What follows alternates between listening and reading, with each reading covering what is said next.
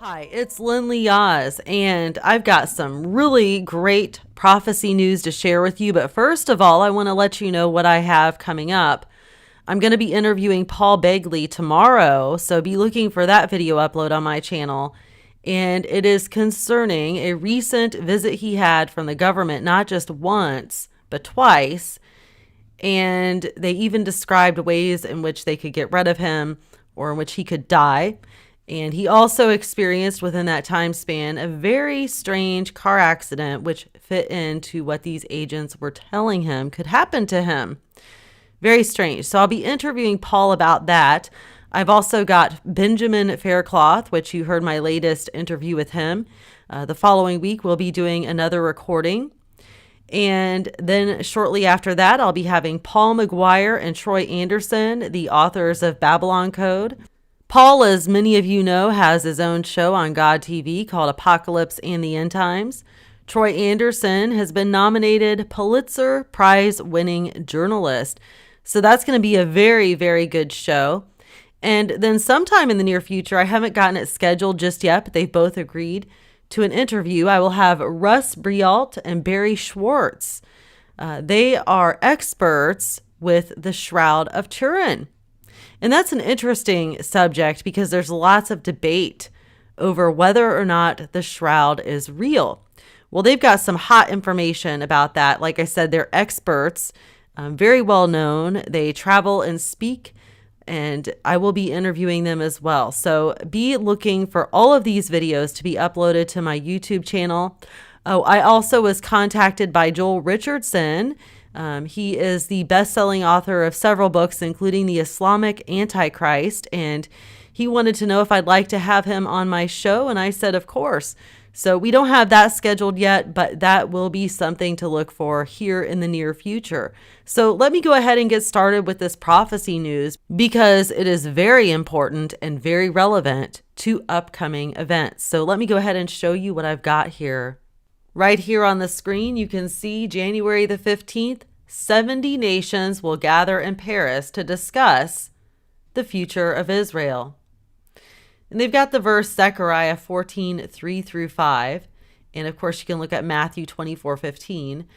Then the Lord will go out and fight against those nations. Let me show you another article on this. I just wanted to show you what they had here with the headline. Michael Snyder has put out an article on Michael Snyder's The Most Important News. It says the 70 nations that will meet in Paris on January 15th are going to publicly commit to dividing the land of Israel. Now, this is huge prophetically. If they do this, there are so many implications for not just the world, but for the United States of America. And there has been so much prophesied about God dividing the United States of America via the New Madrid fault line. So here Michael writes, a draft of the summary statement that will be released at the conclusion of the 70-nation conference in Paris on Sunday has been leaked. As you will see below, the communique is going to call for the division of the land of Israel, for the establishment of a Palestinian state, for the 1967 borders to serve as the basis for final negotiations between the Israelis and the Palestinians, and for the condemnation of any officials who refuse to support a two-state solution. Of course, this comes on the heels of UN Security Council Resolution 2334, which many believe represented America's greatest betrayal of Israel. Israeli government officials are publicly warning that there is a possibility that the principles agreed upon at this conference may form the basis for another Security Council resolution before January 20th. And this is something that we should all be watching for very closely. And I agree with Michael. We should definitely be watching this. Very important. Haaretz News exclusively obtained a copy of a draft of the summary statement that will be released following the conference on Sunday, and you can read it for yourself right here, and he's got that hyperlinked. Reportedly, there was a major meeting of diplomats last Friday, and the latest draft reflects feedback that was received from those diplomats during that meeting. Here is an excerpt. Last Friday, there was a meeting of senior diplomats from the dozens of Western and Arab countries that will attend the conference. The French delegate Pierre Vimont presented them with the first draft of the conference's summary communique and asked for comments.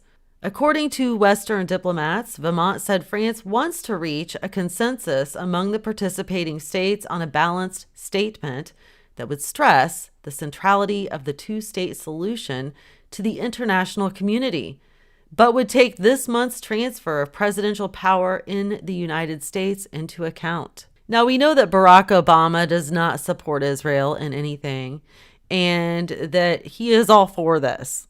Okay? That's something that we know. It's a fact. He has stated it. It's been in the news. In many ways, the documentary very closely tracks the language of UN Security Council Resolution 2334. And here Michael shares the things that really stood out to him. Number one, it makes a clear commitment to two states, Israel and Palestine, living side by side in peace and security. Number two, it insists that there must be an end to the occupation that began in 1967. Number three, it calls on Israeli and Palestinian leaders to publicly renew their commitment. Number four, it also calls on Israeli and Palestinian leaders to publicly renounce any of their officials that do not support a two-state solution. Number five, it states that the 70 nations gathered in Paris only recognize the June 4th, 1967 borders, and that the only future changes to those borders they will recognize will come as the result of negotiations between the Israelis and the Palestinians. And just like UN Security Council Resolution 2334, Jerusalem is specifically mentioned. So according to this document, Israel does not own the Wailing Wall, the Temple Mount, a single inch of the West Bank, or a single inch of East Jerusalem. Number six, the summary statement will also call on all countries to clearly distinguish between the State of Israel and terrorists that would belong to the Palestinians based upon the 1967 borders in all of their dealings. Needless to say, this is a horribly anti-Israel document, and the Israeli government is already strongly denouncing it. At this point, Israeli Prime Minister Benjamin Netanyahu is most alarmed about the possibility that this summary statement could be used as the basis for another UN Security Council resolution just a few days later. Why are our leaders being so foolish? In the scriptures, God specifically warns us that in the last days he will judge the nations for dividing up his land. This is what Joel chapter 3, 1 through 2 says in the modern English version. In those days and at that time, when I restore the fortunes of Judah and Jerusalem, I will gather all the nations and bring them down to the valley of Jehoshaphat. I will enter into judgment with them there regarding my people and my heritage Israel, whom they have scattered among the nations. They have also divided up my land. Now, right above that, he gives another passage and he asks the question, or rather makes the statement, when Jesus was being crucified, Roman soldiers divided up his clothing, and that was a deeply disgraceful thing to do. And he quotes Matthew 5:35. Those that bless Israel will be blessed. Those that curse Israel will be cursed. And the 70 nations that are gathering in Paris, France on Sunday are literally in danger of cursing the entire planet. Finally, let us pray that there will not be another UN Security Council resolution following this conference, because that would be absolutely disastrous for Israel, for the United States, and for the rest of the globe. Very true. Now you can see how important this is.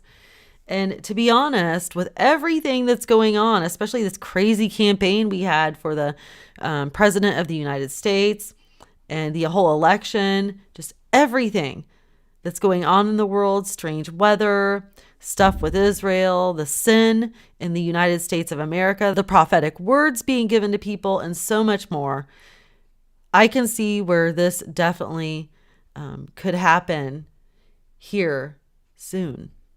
Another thing here to look at, another Michael Snyder post from his Most Important News. Those that bless Israel will be blessed, and those that curse Israel will be cursed. So now America is greatly cursed. He writes, there are consequences for our actions, and on a national level, we are going to experience tremendous consequences for the very foolish decisions of our national leaders. When Barack Obama decided to betray Israel at the UN, he made the most fateful decision of his entire presidency, because the scriptures tell us that those that curse Israel will be cursed. And so America is now under a great curse due to what Barack Obama has done. All throughout the scriptures, there are equations. What I mean by that is there are many passages that tell us if we do things God's way, we will get one result, and if we do things another way, we will get another result. One of my favorite examples of this is Matthew 5:19. I have been on both sides of that particular equation, and being on God's side of the equation is much better by far. As far as Israel is concerned, all throughout the Bible, we see the principle that those that bless Israel are blessed and those that curse Israel are cursed. The very first place where we find this is in Genesis chapter 12, where God makes his famous promise to Abraham. The following is what Genesis 12, 1-3 says in modern English version. Now the Lord said to Abram, "Go from your country, your family, and your father's house to the land that I will show you. I will make for you a great nation. I will bless you and make your name great, so that you will be a blessing. I will bless them who bless you and curse him who curses you. And in you, all families of the earth will be blessed." In the book of Numbers, we see almost the exact same wording being used. In this case, Balaam had been summoned to cast a curse on Israel, but God had him deliver a blessing instead. This is what Numbers 24:9 says. He crouches, he lies down as a lion, and as a lion who will stir him up. Blessed is he who blesses you, and cursed is he who curses you. And then Michael makes another excellent point. How does one curse Israel? There are a lot of ways to do that, but one thing God really doesn't like is when someone tries to divide up his land. In Joel chapter 3, we find a prophecy about the last days. And one of the things that God says he will really be upset about is the fact that the nations have divided up my land. In those days and at that time, when I restore the fortunes of Judah and Jerusalem, I will gather all the nations and bring them down to the valley of Jehoshaphat. I will enter into judgment with them there regarding my people and my heritage Israel, whom they have scattered among the nations. They have also divided up my land. This warning has been around for well over 2,000 years, but our leaders are completely ignoring God's warning that he will judge them for dividing up his land. On Friday, UN Security Council Resolution 2344 declared that all Jewish settlements in East Jerusalem and the West Bank are illegal, and it gave the Palestinians legal ownership of those territories. Is this the dividing of the land that Joel chapter 3 warns us about? If not, it is pretty close. Many are still anticipating that there may be another UN Security Council resolution that would formally establish a Palestinian state, and if that happens, that would definitely fulfill Joel 3. In Zechariah chapter 12, we are told the city of Jerusalem will be particularly troublesome in the last days. The following is what Zechariah 12:3 says in modern English version. Let me share that verse with you. "And it will be on that day that I will set Jerusalem as a weighty stone to all the peoples. All who carry it will surely gash themselves, and all the nations of the land will be gathered against it." So there's more to this article, but I've shared the most important part about it. I do want to say that there are some people speaking out. Franklin Graham, for instance, and he quotes it here, and he also likes what he has to say. This is what Franklin Graham said on his Facebook page. "Israel is America's closest ally in the Middle East and the only true democracy in that region of the world. I'm disappointed that the current administration in Washington seems to have such contempt for this nation and its elected leaders. For the U.S. not to stand with Israel is shameful." Very true. I've shown you the scriptures. I've shown you what they're getting ready to do in just a few days. So much is happening. And we all need to be aware of what's going on and be very prayerful and stick close to Jesus. Now, I also want to share with you, and this is an article I wrote some time ago. It was David Wilkerson's prophecies, and I've done several videos on David Wilkerson's prophecies, but I feel it is very relevant to the news that I just reported. And this is very much so how God could divide the United States of America, and prophetic events would just spiral from that point. It says the United States is going to experience in the not too distant future the most tragic earthquakes in its history. One day soon, this nation will be reeling under the impact of the biggest news story of modern times. It will be coverage of the biggest, most disastrous earthquake in history. It will cause widespread panic and fear. Without a doubt, it will become one of the most completely reported earthquakes ever. Television networks will suspend all programming and carry all-day coverage. Another earthquake, possibly in Japan, may precede the one that I see coming here. There is not the slightest doubt in my mind about this forthcoming massive earthquake in our continent. I am not at all convinced that this earthquake will take place in California. In fact, I believe it is going to take place where it is least expected. This terrible earthquake may happen in an area that is not known as an earthquake belt. It will be so high on the Richter scale that it will trigger 2 other major earthquakes. And this is from chapter 2 of David Wilkerson's 1974 book, The Vision. So keep that in the back of your mind as these things keep happening prophetically, and as here in a few days, the United Nations meets in France to discuss the dividing of Israel. And I want to share another thing with you, and this is written by Miranda Devon. She says, I was waking up, I heard the words tectonic shift in the spirit. Immediately I saw 2 plates on top of each other shifting, a prophetic warning to Christina Henderson. It was given to Christina Henderson, this person that contacted Miranda. She says, I got an email from Christina Henderson who allowed me to republish her word about what she believes is a massive event that is about to take place. She heard the words tectonic shift and found my website from a previous word that was shared on my site, Megaquake on the Northwest Coast Coming, and she has that linked there.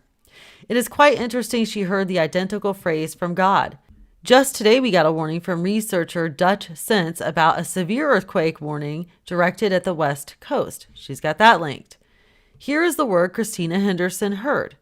Miranda, this morning as I was waking up, I heard the words tectonic shift in the spirit. Immediately, I saw 2 plates on top of each other shifting. I have been researching tectonic shift today. I have been feeling for the last 2 days that something very big is about to take place. I have not been given a time frame, and of course time here and time in heaven differ, as 1 day is to 1,000. However, this I know, something is up. As the day has progressed, the Lord has reminded me that he does not do anything without telling his prophets first, Amos 3:7.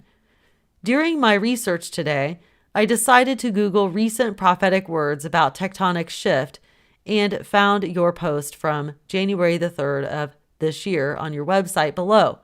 I was unable to comment on the link, so I wanted to send you this email as confirmation of what you are hearing in your spirit. Thank you for confirming what the Lord has been speaking to me about today. I don't watch any news at all, so I have been unaware of any warnings, disturbances, etc., because I prefer to get my news from the Lord. We will see what happens. I sent you a friend request on Facebook. I hope you don't mind. God bless, Christina Henderson. So that is the information Christina gave to Miranda, and then she's got posted below screenshots from Dutch Sense where it says West Pacific Earthquake Alert, and they have that posted there. You can see it all on the screen here. She's got a ton of screenshots, and this is something, as I said, that we do need to watch, especially when we are discussing the possible divide of Israel, which again, for the 10 millionth time, is coming here in a few days. Now, when I say coming, that's the discussion. Will they divide Israel here in a few days? I don't know. It's something we're going to have to watch, wait, and see. However, do know this.